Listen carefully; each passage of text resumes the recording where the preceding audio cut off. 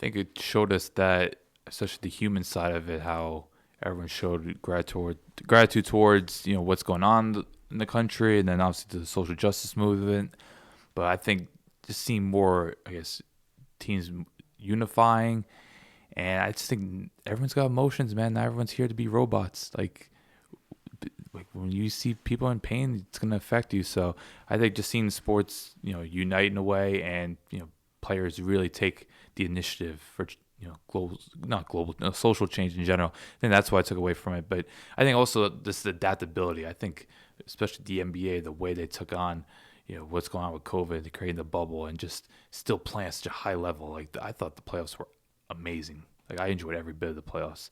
So I want to, you got to salute the basketball teams, football teams, all major sports. Even though I'm not into baseball, or hockey, like I think just their ability to still play at a super high level and give us the entertainment that we always expect from them during these times where they had no crowd, and it's hard maybe sometimes where we can't really get that same intensity. You don't have that 20,000 person crowd or that 70,000 stadium, and they're still playing at the highest level. We still see people like Pat Mahomes, LeBron James, being the best at what they do. So I think that's been a huge takeaway as well. Yeah, man. It's I think I've never appreciated sports more than this year. Because remember, we didn't have it for like 8 weeks. And then the UFC popped up with their first event, Ferguson and Gaethje, and then that was sort of ushering in the new era of what sports were going to be like, right? The sideline visuals, and the in wrestling they do the Thunderdome where you can be on a LED TV in the audience, and it's like you're there. Mm-hmm. And of course, like with the bubble and whatnot. But yeah, man, I think I appreciated sports more than ever before. Like the idea of escapism. Like everyone has their own escape from reality, right? Right. Like some people it's reading, some people it's working out, some people it's comic books, video games, sports. For me, it's a combination of a lot of things. And like not having sports for a little bit was like, fuck. Like, damn, what is there to do? From a show perspective, it was really, really weird because it allowed us over here at VM to adapt and sort of, you could have done one of two things, right? You could either bitch and moan that there was no sports and you were just going to like tap out and be like, man, like I got nothing to talk about. Or this is where you take the chance to be creative and come up with new ideas, new segments, more long form conversations, experimenting with different interviews and different conversations. And dude, at the start of 2020, my goal was to be in a studio. And then with no sports, I still reached my goal. And this was a big growing year for me with the show. And now I think it's the vibe, man, of like when you walk in here, man, I had my college buddies come in the other day and they're just like, yo, it doesn't do it justice when you watch it on YouTube or you watch the video clips. Like in here, it's well said. Yeah. It's a different vibe and the energy in here and a place to be creative. And, the show, it's the best the show has done in a very, very long time with no sports. So it was very eye-opening for me in the sense of like looking at something positive that came out of this year. I don't know how I could follow that up. Yeah. No, but no, that's well. Yeah, no, absolutely. No, I think it's well said. Just it doesn't. If you watch on YouTube, it doesn't do it justice when you see this whole setting here, the lights, the cool. We got Stone Cold, we got Nipsey. Like it's cool. You apply some of your favorite things to a wall. It's kind of like a wall of fame, and just this huge setup and the modern. Like I love this table that we have here. The lights, like everything seems modernized, but also you can feel the energy behind it too. So I think that's why when you're actually in here and experience it, you get like this feeling like, whoa, we're doing something really cool here. Yeah, man, and I like that you said we, because that's one thing that I'm gonna start doing now too. Is it's more we. It's not me. Mm-hmm. Like that's one thing that I really realized. Like, man, Eric's in the background. He came on board during quarantine, and he's been doing tremendous with the editing and whatnot. And you got Alex, you got Taryn that comes on every now and then. E-Killer runs the Patreon and the Discord. Mm-hmm. We got Dom, who also edits, and he's been producing in the background as well. And I mean, you come on whenever I need you to come on, and you'll be on for a couple of weeks now moving forward, like in the playoffs. Shout out to Dylan, by the way. Dylan had a really fun episode. Yeah, the Dylan pod, man. That's dude, probably one of my favorite episodes ever. Shout out to Zav, too. Yeah, Zab also. Yeah. So it's like, it's just it's something that I really wanted to do, and you know, like you said, man, like something that we're doing, and that's my goal for 2021 because I can't do this on my own. For as much as you want to say that you could do it all on your own and shit, like you can't. Like it was funny. Someone texted me and they're like, "Yo, when you gonna have Alan back on? Because I love when you guys talk football." It's like, damn, we gotta get Hey, back to the roots. You yeah. know, like can't. The experimenting is cool and being able to evolve the show, and now it's now I truly have an idea of what the show is. Right. Like you get two different kind of shows, but it's all mixed in one. You get different personalities, different conversations and interviews and intriguing ones. But also like, yo, there's a whole team that's behind this. And You got a core group. yeah, you got a core group and you got guys that believe in the show as much as I do because, you know, Eric came all the way from, where are you from, Jersey? Yeah, he's from Jersey. What part of Jersey?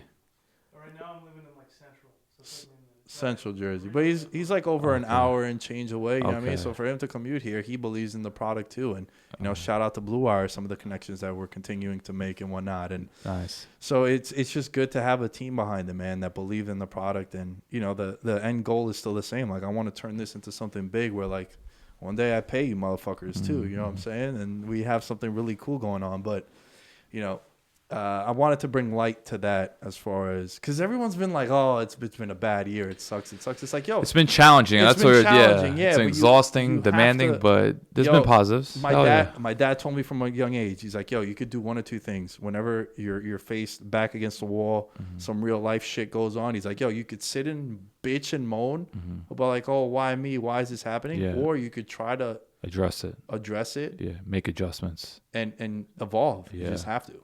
Yeah. And that's something that was really eye opening for me for 2020. Okay, let's start off with this one. Favorite moment of the year for you, Alan? What would you say it was from a sports perspective? Oh, like actual. So not the biggest. You would say like more just personal. Just your personal favorite moment of the year. Personal favorite moment. I loved when Bayern Munich beat Barcelona 8-2. I just thought it was such a just masterclass of the sport. Like, it was just like I knew going into the game.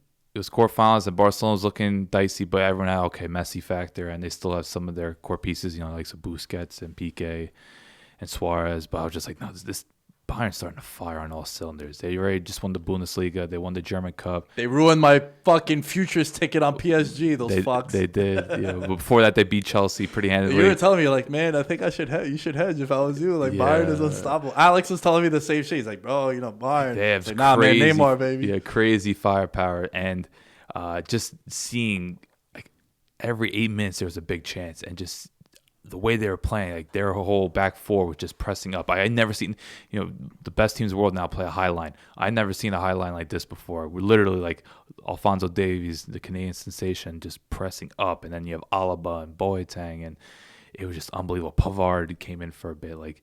It was just, you know, Kimmich, I think, is one of the best German players. It was just a huge What about assault. the year Lewandowski had? Yeah, too, well, you know? up Like, top, he yeah. did his thing. So it was just all these players coming together, and it was just like a lot of young talent. But then you had the German guard, and it was crazy seeing the likes of Neuer and Boateng and Thomas Muller there because they were also part of the 2014 Brazil shellacking. Yeah. So that's just my favorite moment, just because I love seeing like a truly elite team do it on a big stage, and just, you know, I love Messi. I'm not saying anything against Messi, but I think it was kind of a reality check for Barcelona. Like, okay, we're not part of the elite anymore, and there needs to be significant changes. So I hope this leads to improvement, because I do miss watching Barcelona speak. I think the whole sport, I think sport's at its best when Barcelona is at its best, and they haven't been for a bit. I think that was like the huge reality check for them. So that would be my moment of the year. Man, I'm gonna take this one back, very back to the beginning of the year.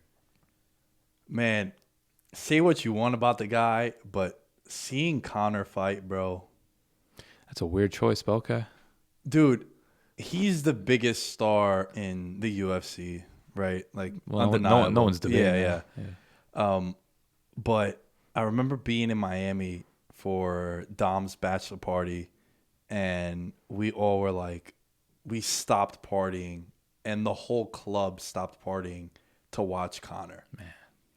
Like, dude, that was crazy to me. And Conor coming back, and I know he didn't fight ever since the Cowboy fight, but man, there's just that. I always would hear stories about like, yo, you had to watch Tyson fight back in the day. You had to watch the big headlining boxing. And I think for our generation, MMA is that, UFC. For the combat sports fan, UFC is that.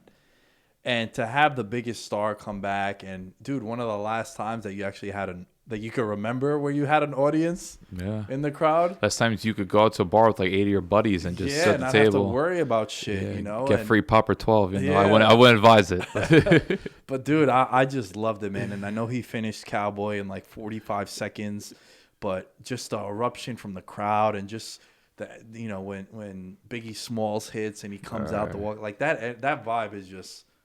So for me, man, just seeing that, and I become there's going to be a lot of UFC talk on this year in review. But for me, that moment was just, I know it's a weird one, but that was because I just think the finish of that fight was just kind of forgettable, and it was just kind of weird. But I guess the significance of it was big because this was his first fight after Khabib, and there's been a lot of drama and just people. There's been a lot of demand for it because one thing with Conor is you are going to watch him. Don't care what your feelings are about him, you are going to watch him. And it was a big moment at the time, but I just wish it was more of whether it's a memorable finish or just more of a competitive fight. Maybe I know you combine both things. That's why I forget about it a little bit. But no, of course it was a great moment, and looking forward to seeing him in a month. Who would you say was? What would you say? Excuse me. Game of the year. Well, Ravens Browns. I enjoyed that. Through and through. That Monday Night Football game was a come on, like it was crazy. Yeah. I thought it was going to go downhill once Lamar had to go to the bathroom, but he came back, led 2 scoring drives, and I think it was cool to see Baker made some big throws in that game. And he looked the part. Yeah. I think that's the first time that I watched him. I'm like, there's a reason why he's the number one pick. And I know everyone say, okay, they use a lot of naked bootlegs, a lot of play action. Like you don't see Baker making plays where he has to be a pure drop back passer, but like he made some big time throws in that game, and against a really good Ravens defense. So I like seeing him step up, and I think Lamar had to get a little bit out of a slump as well because he came off that Dallas game where he looked at like he missed a lot of throws. So just seeing those two, seeing draft class as well, put on a show, and it was just so back and forth, and it was just cool seeing the Browns back in the spotlight on Monday night against a division rival, and 47-40 too. Who could say no to that? I did think it was a little bit exaggerated. People are saying, "Oh, this is the best Monday night game ever." I'm like, you do realize Chiefs Rams was 2 years ago? Yeah. Like it's not on that level. Both those teams, I think, were way better. Those are 2 real Super Bowl teams you're talking about. Ravens Browns, I don't think they're really viewed as contenders. So, not trying to take away from that game. I still think it's a game of the year, but let's try to remember how great Chiefs Rams was. But that's my pick for this year. I think that was a phenomenal game. So there was a part of me that thought you would say that, and I have that as well. But I also have another one. My honorable mention was the Texans-Chiefs game in the playoffs, only because of the comeback and the whole scenario of, it's 21-0 and it's like 4th and 2 and they kick the field goal and then it's 24-0. Right. Chiefs are plus 700 to win the game, and they go on this like 38-0 run, like some. Dude, they ended up taking the lead going into halftime. And just, you saw what makes that team so special, what makes Mahomes so special, the comparisons that I've been making for years on here. For years of him to Steph Curry, the Chiefs to the Warriors, just erasing these 17-0 leads. And like, I mean, dude, there was that game against the Dolphins where they scored 2 touchdowns in a minute and 2 seconds. Man. Like, no team has done that before. Like, my dad was texting me the other day, and he goes, I can't wait for the Chiefs to be down 10-0 in the playoffs. He's like, he's like, mortgage bets on them to win outright. He's like, because it's so wild. Mahomes is 9-0 in his career in which he has a 10-point deficit in the game. That's unreal. It's so crazy. And I know the game was boring because they blew him out after, but just like the way they were, Kelsey, Hill, and all these guys just running wild, and Mahomes doing playoff his thing. Sammy Watkins, baby. Just unbelievable. And so for me, I look, what you said about the Browns and Ravens, that's the answer. Yeah. But for me, I also want to give honorable mention to, I believe it was Game 6 of the Nuggets Jazz series, just because watching Jamal Murray and Donovan Mitchell going back, it was a lot of good memories from the playoffs, but that one in particular, just seeing I think everyone knew Donovan Mitchell was like an established star, but I thought that series really established Jamal Murray. He's like, okay, this is a real problem. Like he always had promise. He was great coming at Kentucky. I was a big believer in him as a prospect, but I thought that series is okay. We have a new big time star on our hands. So, it was a fun 7 game. Although Game 7 was kind of a dud looking back on it. Like that game was like old school 90s. It was like late 70s. And I think Torrey Craig missing that layup. I was so furious. I was like, how do you blow a layup in that situation? And then Conley could have won at the end, but it was still a cool series. And I just thought I love seeing those classic guard battles. So I want to give that an honorable mention. That's a good one. That's a good one too. All right, let's go to Athlete of the Year. It's kind of a lame choice, but I'm going Pat Mahomes. Yeah, that's what I was going to say also. Super Bowl winner. I do think he kind of lost on MVP now after yesterday and just seeing what Aaron Rodgers is doing now. But look, his team's going to finish 14-2 or 15-1. Coming off a Super Bowl win. Like, how can that be Mahomes? What about his offseason too, right? Oh, yeah. He's doing quite well for himself there. Yeah, he only signed for $500 million fucking dollars. He's got a couple commercials. I think he needs to get with Baker Mayfield's agent to get more commercials. For real. Yo, how crazy is it that the two State Farm guys are 1 and 2 in MVP? Right? Rodgers and Mahomes. That's a stamp of approval right there. Yeah. Dude, me and Taryn spent like 25 minutes, exaggerating, like 20 minutes on why we both felt like Rodgers was the MVP. This is maybe week 13, 14-ish. You guys called it. I think it's going to happen. Yeah, and he was plus 650 to win the MVP at the time that we were having that conversation. And one of the biggest reasons why was because you just look at the hand that they've both been dealt where, he didn't have Adams for a couple of games also. And he's lost Lazard. Yeah. And Mahomes has way better weapons than Rodgers does. And you also have to look at like those primetime games, like Rodgers against New Orleans without Adams, big moment. Last night, tough conditions, delivered. Yeah. While Mahomes, that Denver game, he should have more touchdowns. Andy Reid throws the challenge flag. He probably would have another touchdown. But I didn't think Mahomes, just the fact that they're 0-4 in the red zone against Denver, that kind of brings them down. I know they beat Baltimore earlier in the year, but I think that game was a bit of a dud. He didn't play all that great. So I just think, look, with MVP, like Russell Wilson will be the first to tell you got to be on it pretty much every week. It's why Russell Wilson probably never win it because he just slips up too much. So that's why I think Rodgers has just been so lights out. And then when you deliver in prime time, especially talk about New Orleans, Tennessee, these are top teams. How can you not get it? Also, the MVP award has become a narrative-driven award, and the idea that they spent a first-round pick on a quarterback, and then they took a running back in the second round. So they didn't really, when you have Jamal Williams and Aaron Jones, like, you didn't really help him much. Yeah. But like outside of the Tampa game, when was there a game where Rodgers like? But was that a was dud? a wacky game. No, too, I'm saying other than that game, when has Rodgers really had a dud this year? Right. I can't recall. Yeah, no, you're right for sure. Yeah, he's been flat out just balling, man. Yeah. And he's only 37, dude. He still probably has 3-4 like years of him being at a high level. Crazy players and former players were even telling you like he's pissed off. Everyone's like, "Oh, all right, we'll see. Bro. We'll see." Like, all right, I expect Rodgers to play better this year, but like, how good is he going to be with that supported cast? Just the way that team's moving, and you just saw him and LaFleur really weren't clicking last year, and look at him now, man. He's good as ever.